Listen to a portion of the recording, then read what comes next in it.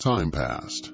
The Promised Land was now the home of the chosen people. Cities were built, crops grew, children were born. But along with stability came forgetfulness.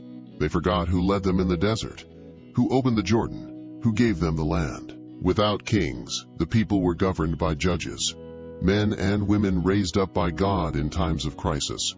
They were temporary leaders, used by God to save the people from themselves. Because, time after time, Israel strayed. They embraced the idols of neighboring peoples. They forgot the commandments. They fell. In these falls came oppression. Enemy peoples invaded, stole crops, destroyed villages. Then the people cried out. God heard, and he raised up a judge. This was the case with Othniel, who freed the Israelites from the hands of Mesopotamia. With Deborah, a valiant prophetess, who led the armies with courage and faith. But even after each deliverance, the cycle began again. Peace, disobedience, oppression, clamor, and redemption. The people's hearts were fickle. They wanted blessing, but they did not want obedience. In one of these dark times, Gideon appeared, an ordinary man, harvesting wheat in secret, afraid of the Midianites.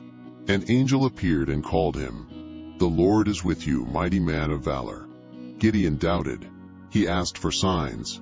Still, God chose him. With only 300 men, using torches and trumpets, Gideon defeated a much larger enemy army. But after the victory, he refused to be king. He knew that the true king was God. However, the people persisted in their wrong paths. With each generation, they were further away from their purpose.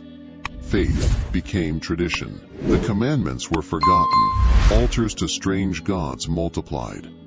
Even so, God continued to raise his voice. Samson, with his extraordinary strength, was one of these instruments. But even Samson allowed himself to be overcome by his weaknesses. Seduced by Delilah, he lost his strength and was humiliated. Only at the end, blind and humiliated, did he cry out to God. And God heard. The story of the judges was not about perfection, but about mercy. God did not choose the strongest or the holiest, but those who were available. Each judge was a reminder that, even when the people were lost, God was still close. In the midst of darkness, there were glimmers of hope. A Moabite woman named Ruth chose to follow the God of Israel. Her story, marked by loyalty and love, would bear eternal fruit. The people remained wavering, but God's plan did not waver. In silence, he was preparing something greater. A new time was approaching, and with it, the hope of a king who would unite the people, and one day, of a Savior who would restore all things. The Promised Land was just the beginning. The hearts of the people still needed to be won.